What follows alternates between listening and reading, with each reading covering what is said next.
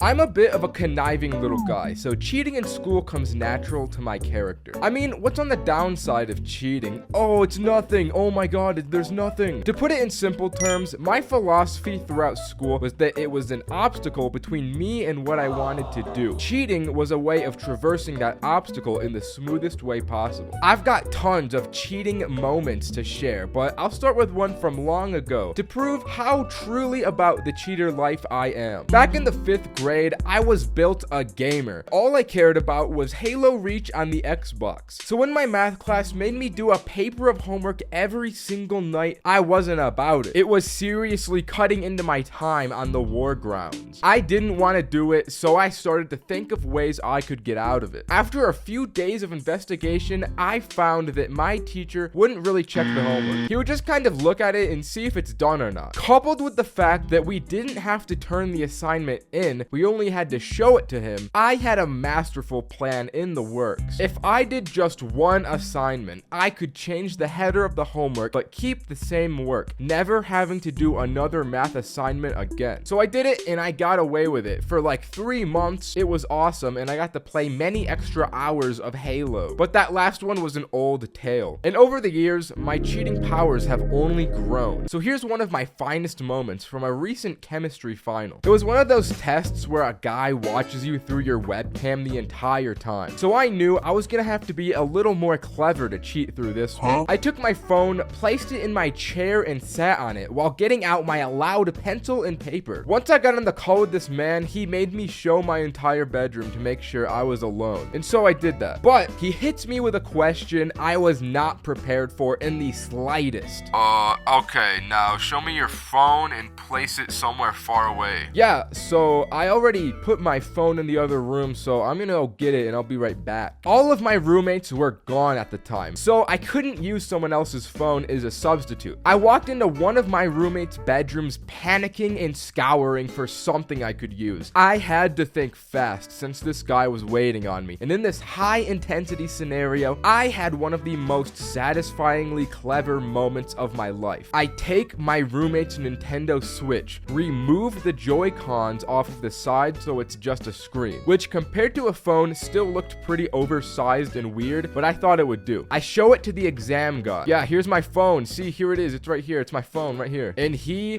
buys it. But now I had to take the test with him watching me. So how did I cheat with my webcam on? The webcam view was like this, which meant that it couldn't see the desk under me. My phone would be down here under the view, and then I'd angle it up and I could take pictures of the quiz. Once I would take the photos of the questions, I'd upload them to chegg.com and wait for someone to give me the answer. Then I just repeated it until it was done, and I got a hundo on the final just like that. It was so easy. And while that's impressive, the last story was during an online final, and compared to an in-person one, it's a little lower stakes. So here's how I cheated on my math final in high school. I call this tactic the classic, and it relies on if you have a backpack with you at your desk or not. You gotta put that thing between your legs and with the top slightly unzipped, revealing a notebook. In my case, it had the formula shids I needed for the final. You scoot back far enough so that you can look down between your legs into the backpack and see the notebook when you look down. But to the teacher, it just looks like you're looking down at the test. It's an old reliable that has helped me many times. I ended up doing so well on that final, I got a cupcake. It was awesome. But sometimes what I'd be cheating on at school wasn't even my classes. During my senior year of high school, I cheated on the yearbook. Me and my boy Roman are devious little boys, and towards the end of school, we walked past a group of kids getting ready to take a yearbook photo, and I thought, I bet we could get into this one, bro. So we just walked into the crowd and made it into the National Honors Society, and I actually ended up putting it on my college application, which was also very awesome. There was another time where I cheated on a COVID test and lied to my college dorms, which sounds bad, but it's not actually. We needed a negative COVID test to move into the dorms, and I actually did this one the intended way, submitted it, and moved in. But when winter break came around, we needed another one to move back into the dorms. It made sense because everyone left for Christmas, except that I didn't. Over the break, I lived alone in my dorms, and I never saw a person walking around campus once. So I never left my dorm room, but I was still required to submit my results. So I tried to figure out where where to get tested, but I just couldn't figure it out. So I slapped my old test into Photoshop, changed the date, and submitted it, and they never questioned a thing. I've got a lot more cheating stories, but I don't want to put too much work into this video, so it's over now. Subscribe.